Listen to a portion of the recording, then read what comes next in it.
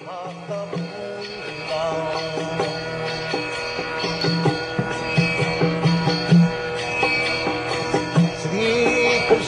Caitanya Prabhu Nityananda Advaita Gadadhar Srivasadi Gaur Bhakta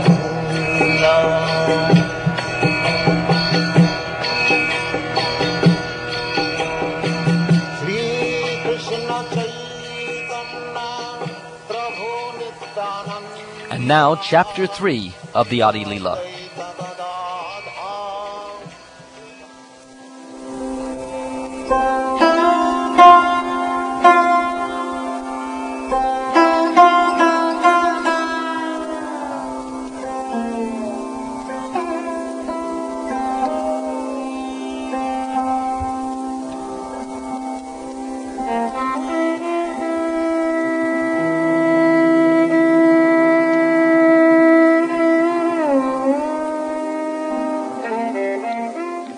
I offer my respectful obeisances to Sri Chaitanya Mahaprabhu. By the potency of the shelter of his lotus feet, even a fool can collect the valuable jewels of conclusive truth from the minds of the revealed scriptures. All glories to Lord Chaitanya. All glories to Lord Nityananda. All glories to Advaita Chandra. And all glories to all the devotees of Lord Chaitanya. I have given the purport of the third verse. Now, O devotees, please listen to the meaning of the fourth with full attention. Srila Rupa Goswami says in his Vidagdha Madhava, "May that Lord, who is known as the son of Srimati Shachi Devi, be transcendently situated in the innermost core of your heart.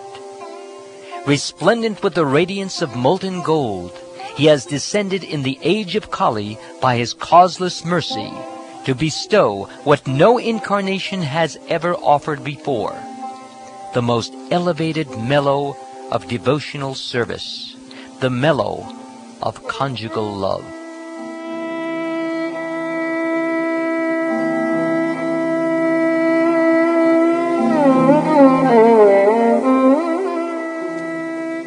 Lord Krishna, the son of the king of Vraj, is the Supreme Lord.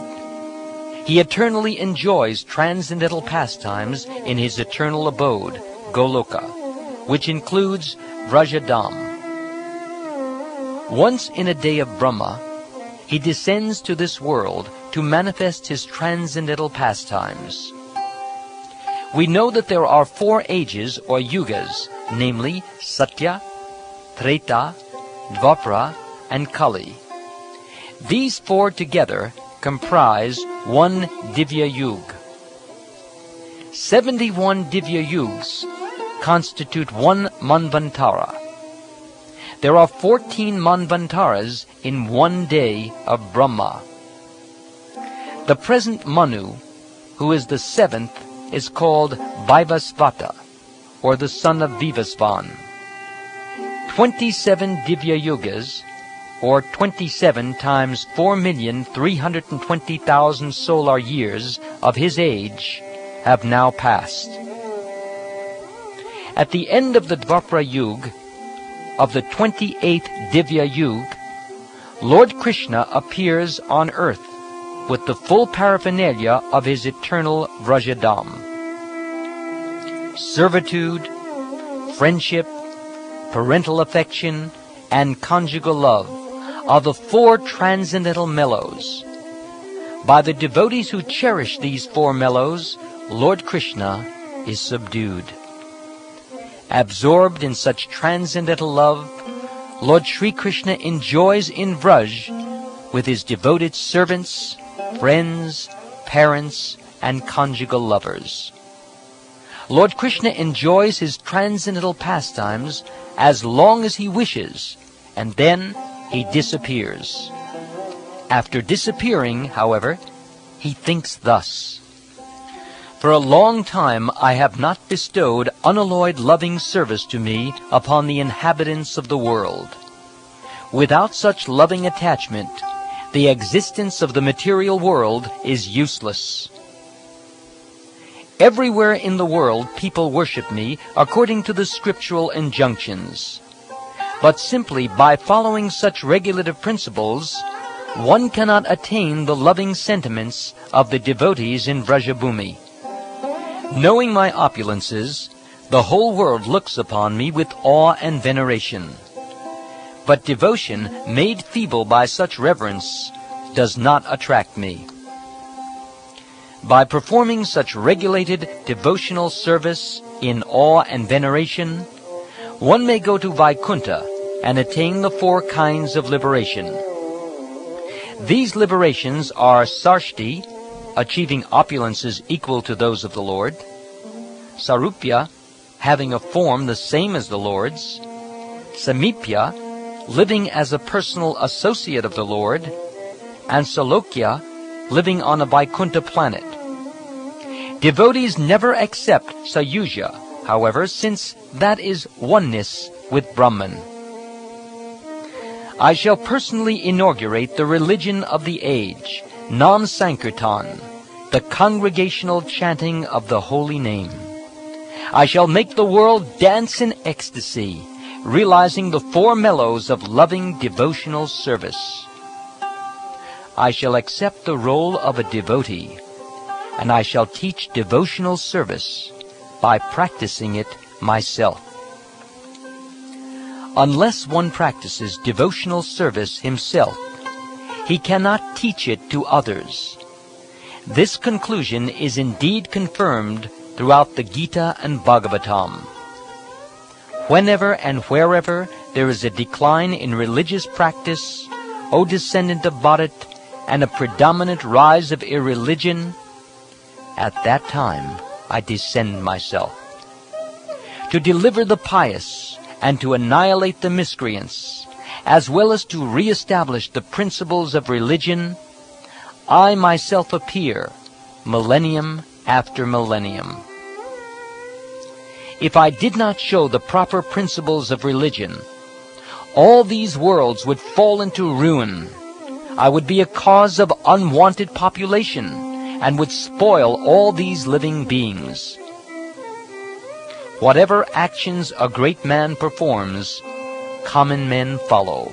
And whatever standards he sets by exemplary acts, all the world pursues. My plenary portions can establish the principles of religion for each age. No one but me, however, can bestow the kind of loving service performed by the residents of Vraj. There may be many auspicious incarnations of the personality of Godhead, but who other than Lord Krishna can bestow love of God upon the surrendered souls? Therefore, in the company of my devotees, I shall appear on earth and perform various colorful pastimes. Thinking thus, the personality of Godhead, Sri Krishna himself, descended at Nadia early in the age of Kali.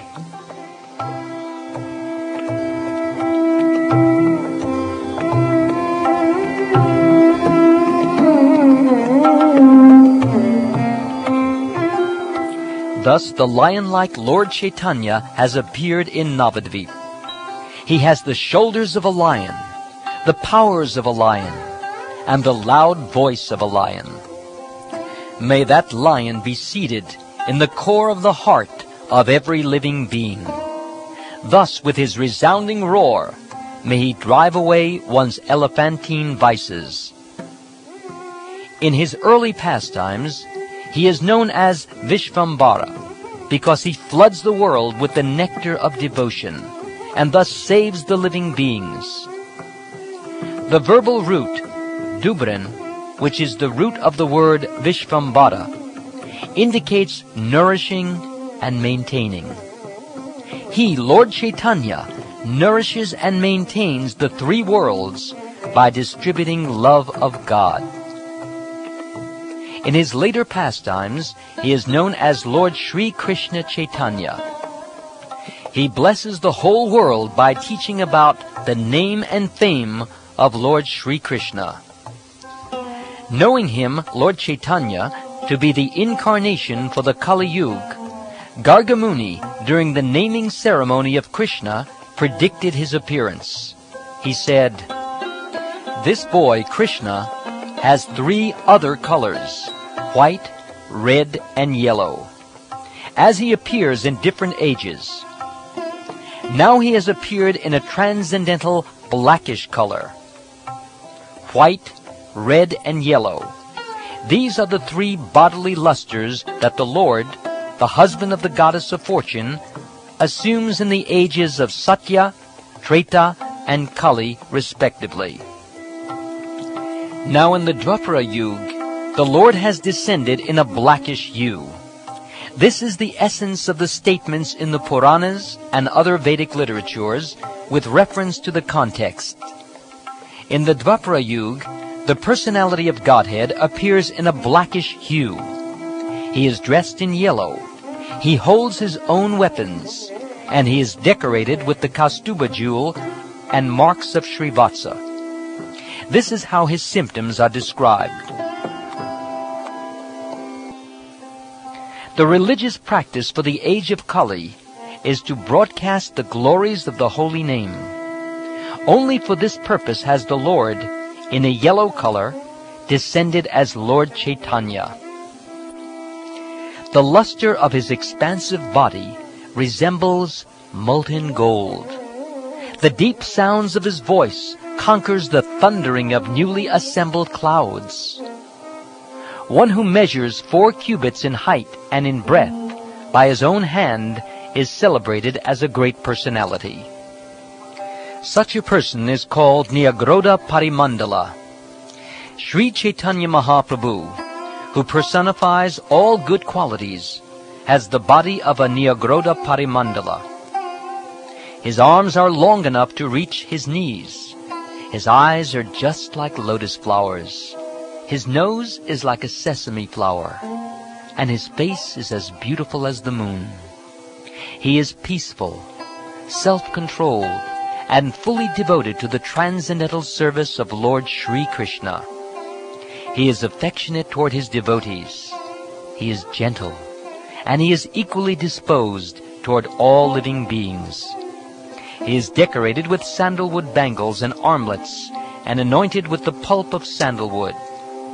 He especially wears these decorations to dance in Sri Krishna's Sankirtan.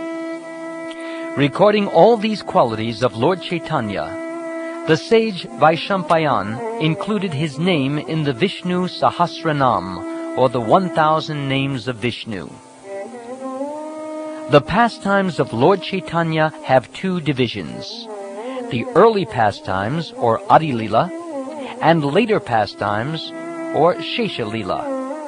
He has 4 names in each of these 2 Leelas. In his early pastimes, he appears as a householder with a golden complexion. His limbs are beautiful, and his body, smeared with the pulp of sandalwood, seems like molten gold. In his later pastimes, he accepts the sannyas order, and he is equipoised and peaceful. He is the highest abode of peace and devotion, for he silences the impersonalist non-devotees. In the Srimad Bhagavatam, it is repeatedly and clearly said that the essence of religion in the age of Kali is the chanting of the holy name of Krishna. The saint Karabhajan said, "O king, in this way people in Dwapara Yuga worship the Lord of the universe. In Kali Yuga, they also worship the Supreme Personality of Godhead by the regulations of the revealed scriptures. Kindly now hear of that from me. In the age of Kali, intelligent persons perform congregational chanting to worship the incarnation of Godhead, who constantly sings the name of Krishna.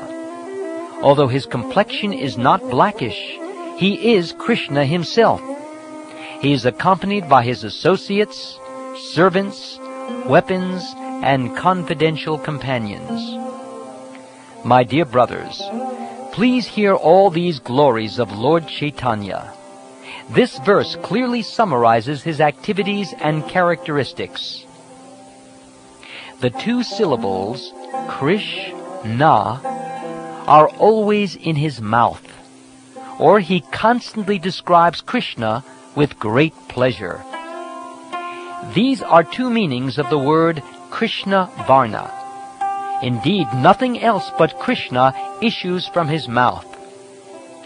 If someone tries to describe him as being of blackish complexion, the next adjective immediately restricts him. His complexion is certainly not blackish. Indeed, his not being blackish indicates that his complexion is yellow.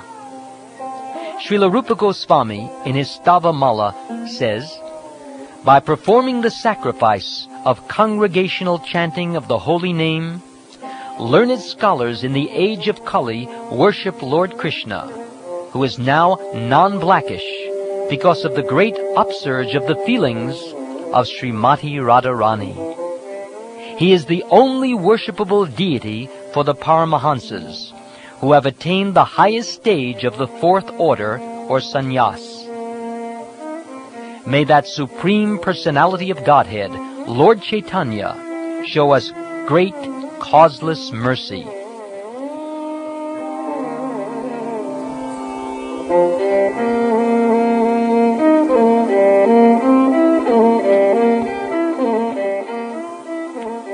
One can vividly see his glowing complexion of molten gold, which dispels the darkness of ignorance.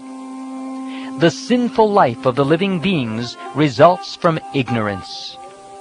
To destroy that ignorance, he has brought various weapons, such as his plenary associates, his devotees, and the holy name. The greatest ignorance consists of activities, whether religious or irreligious, that are opposed to devotional service. They are to be known as sins. Raising his arms, chanting the holy name, and looking upon all with deep love, he drives away all sins and floods everyone with love of Godhead. May the Supreme Personality of Godhead, in the form of Lord Sri Chaitanya, bestow his causeless mercy upon us. His smiling glance at once drives away all the bereavements of the world, and his very words enliven the auspicious creepers of devotion by expanding their leaves. Taking shelter of his lotus feet invokes transcendental love of God at once. Anyone who looks upon his beautiful body or beautiful face becomes freed from all sins and obtains the wealth of love of Godhead.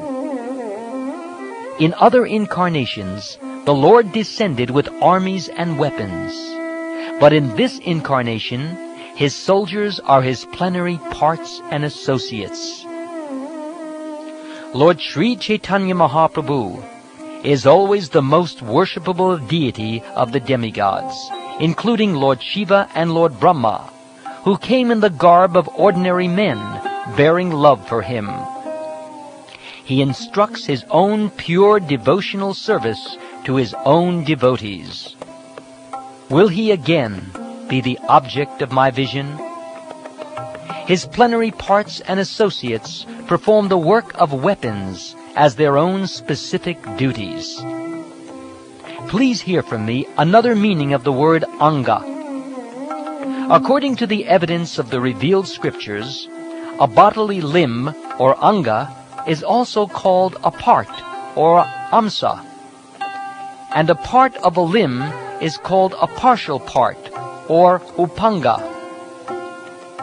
O Lord of Lords, you are the seer of all creation. You are indeed everyone's dearest life. Are you not therefore my father Narayan? Narayan refers to one whose abode is in the water, born from Nara, or Garbhodakshayi Vishnu. And that Narayan is your plenary portion. All your plenary portions are transcendental. They are absolute and are not creations of Maya. the manifestation of the Narayan who predominates in everyone's heart, as well as the Narayan who lives in the waters, Karana, Garbha, and Shira, is your plenary portion. You are therefore the original Narayan. The word Anga indeed refers to plenary portions. Such manifestations should never be considered products of material nature, for they are all transcendental, full of knowledge, and full of bliss. Sri Advaita Prabhu and Sri Nityananda Prabhu are both plenary portions of Lord Chaitanya. Thus they are the limbs or angas of his body. The parts of these two limbs are called the upangas. Thus the Lord is equipped with sharp weapons in the forms of his parts and plenary portions. All these weapons are competent enough to crush the faithless atheists. Sri Nityananda Goswami is directly Haladhara, or Lord Balaram, and Advaita Acharya is the personality of Godhead himself. These two captains, with their soldiers, such as Srivas Thakur, travel everywhere, chanting the holy name of the Lord. Lord Nityananda's very features indicate that he is the subduer of the unbelievers. All sins and unbelievers flee from the loud shouts of Advaita Acharya. Lord Sri Krishna Chaitanya is the initiator of the Sankirtan, or congregational chanting of the holy name of the Lord. One who worships him through Sankirtan is fortunate indeed. Such a person is truly intelligent, whereas others, who have but a poor fund of knowledge, must endure a cycle of repeated birth and death. Of all sacrificial performances, the chanting of the holy name is the most sublime. One who says that 10 million Ajvameda sacrifices are equal to the chanting of the holy name of Lord Krishna is undoubtedly an atheist. He is sure to be punished by Yamaraj, the Lord of Death. In the auspicious introduction of Bhagavad Sandarbha, Srila Jiva Goswami has given the following verse as an explanation. I take shelter of Lord Sri Krishna Chaitanya Mahaprabhu, who is outwardly of a fair complexion, but is inwardly Krishna himself. In this age of Kali, he displays his expansions, or his angas and upangas, by performing congregational chanting of the holy name of the Lord.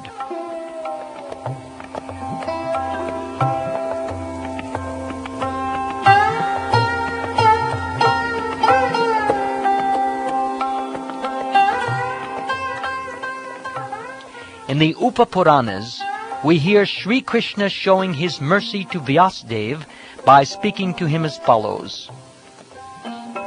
O learned Brahmin, sometimes I accept the renounced order of life to induce the fallen people of the age of Kali to accept devotional service to the Lord. Srimad Bhagavatam, Mahabharata, the Puranas, and other Vedic literatures all give evidence to prove that Lord Sri Krishna Chaitanya Mahaprabhu is the incarnation of Krishna. One can also directly see Lord Chaitanya's manifest influence in his uncommon deeds and uncommon Krishna-conscious realization. But faithless unbelievers do not see what is clearly evident, just as owls do not see the rays of the sun. O my Lord, those influenced by demoniac principles cannot realize you, although you are clearly the supreme by dint of your exalted activities, forms, character, and uncommon power, which are confirmed by all the revealed scriptures in the quality of goodness, and the celebrated transcendentalists in the divine nature. Lord Sri Krishna tries to hide himself in various ways, but nevertheless his pure devotees know him as he is. O my Lord, everything within material nature is limited by time, space, and thought. Your characteristics, however, being unequaled and unsurpassed, are always transcendental to such limitations. You sometimes cover such characteristics by your own energy. Nevertheless, your unalloyed devotees are always able to see you under all circumstances. Those whose nature is demoniac cannot know Krishna at any time, but he cannot hide himself from his pure devotees. There are two classes of men in the created world. One consists of the demoniac and the other of the godly. The devotees of Lord Vishnu are the godly, whereas those who are just the opposite are called demons. Advaita Acharya Goswami is an incarnation of the Lord as a devotee. His loud calling was the cause for Krishna's incarnation. Whenever Sri Krishna desires to manifest his incarnation on earth, first he creates the incarnations of his respectable predecessors. Thus, respectable personalities such as his father, mother, and spiritual master all take birth on earth first. Madhavendra Puri, Ishvara Puri, Srimati Shachimata, and Srila Jagannath Mishra all appeared with Sri Advaita Acharya. Advaita Acharya having appeared, he found the world devoid of devotional service to Sri Krishna because people were engrossed in material affairs. Everyone was engaged in material enjoyment, whether sinfully or virtuously. No one was interested in the transcendental service of the Lord, which can give total relief from the repetition of birth and death. Seeing the activities of the world, the Acharya felt compassion and began to ponder how he could act for the people's benefit. He thought, if Sri Krishna were to appear as an incarnation, he himself could preach devotion by his personal example. In this age of Kali, there is no religion other than the chanting of the holy name of the Lord. But how in this age will the Lord appear as an incarnation? I shall worship Krishna in a purified state of mind. I shall constantly petition him in humbleness. My name, Advaita, will be fitting if I am able to induce Krishna to inaugurate the movement of the chanting of the holy name. While he was thinking about how to propitiate Krishna by worship, the following verse came to his mind. Sri Krishna, who is very affectionate toward his devotees, sells himself to a devotee who offers merely a tulsi leaf and a palm full of water. Advaita Acharya considered the meaning of the verse in this way. Not finding any way to repay the debt he owes to one who offers him a tulsi leaf and water, Lord Krishna thinks, there is no wealth in my possession that is equal to a tulsi leaf and water. Thus the Lord liquidates the debt by offering his own self to the devotee. Considering this, the Acharya began worshipping the Lord.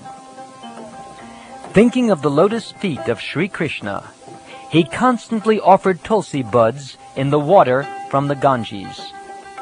He appealed to Sri Krishna with loud calls, and thus made it possible for Krishna to appear. Therefore, the principal reason for Sri Chaitanya's descent is this appeal by Advaita Acharya. The Lord, the protector of religion, appears by the desire of his devotee.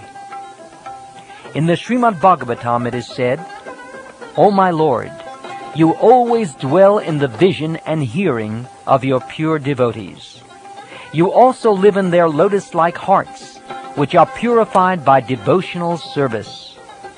O my Lord, who are glorified by exalted prayers, you show special favor to your devotees by manifesting yourself in the eternal forms in which they welcome you. The essence of the meaning of this verse is that Lord Krishna appears in all his innumerable eternal forms because of the desires of his pure devotees.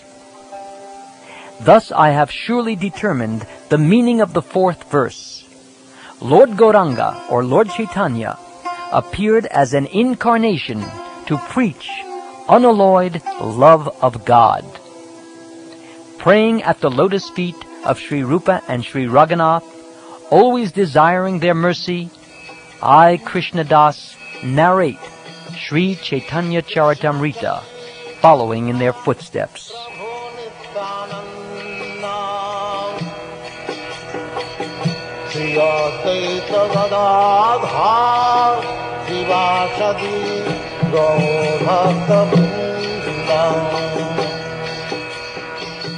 This ends Chapter 3 of the Adi Leela.